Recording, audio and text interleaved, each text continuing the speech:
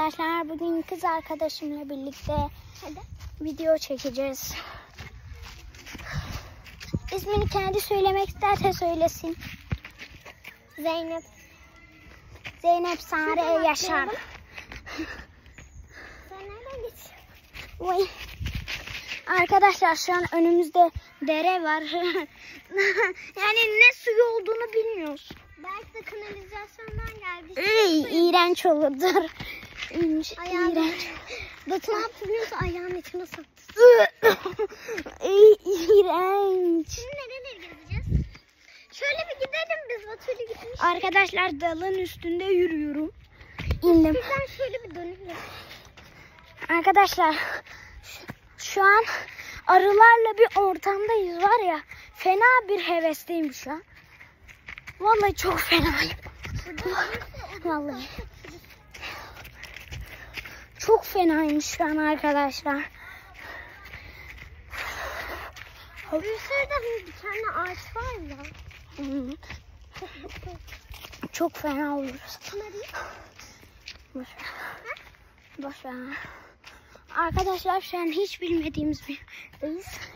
Tabii ailemiz de yanımızda.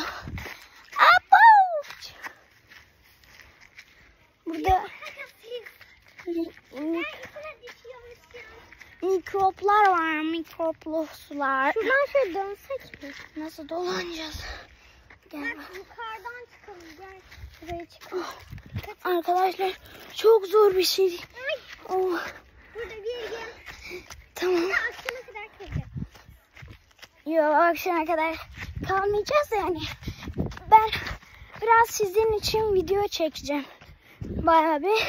Sırf sizin için buralara giriyoruz. Yoksa ben buraya hayatta girmem. Onlar ilan. Kurban mı lan o? Ben şuradan çıkıyorum Zeynep. Uy. Aa bak burada bir sürü güzel taşlar var. Oy. Ay görsel vardı. Gel hadi. Tamam arkadaşlar. Başka ne yapacağız? Başka yapacak bir şeyimiz yok. geldik yani. Şuralar biz Batu'yla şöyle bu taraflara gitmiştik. Sizin için şu köprüden geçelim bir de. Ben şuradan böyle gittim. Gel köprüden geçelim. Zeynep oradan gidiyor arkadaşlar. Yani inşallah başımıza bir şey gelmez diyelim. Burada ilk defa buradan geçiyorum şimdi. Burada da iğrenç şeyler var. Çok istemişler. Evet arkadaşlar. Şimdi bir saniyeliğine videoyu durdurup geri açıyorum. Arkadaşlar. Fena pislik var. Vallahi çok fena var. Buralar daha kötü. İğrençlik. Çok güzel havası çok güzel ama yani derisi falan iğrenç. Yani biraz daha yani şey olsaydı, Ne? su olsaydı daha iyi olur. Aynen de şimdi biz buradan nasıl geçeceğiz? Düşünsene bizi gergedan kovalıyormuş. Burada var mı? Yoktur o. Arkadaşlar vahşi doğa diyoruz da yani burası vahşi doğa falan değil. Nerede orman?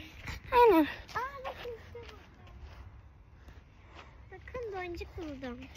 Aa, Bunu suyun içine atacağım, şans getirsin. tamam. Aa! Hiç suyun içine girmedi. Hadi arkadaşlar öpüyorum sizi. Kendinize iyi bakın. Buradan Bye.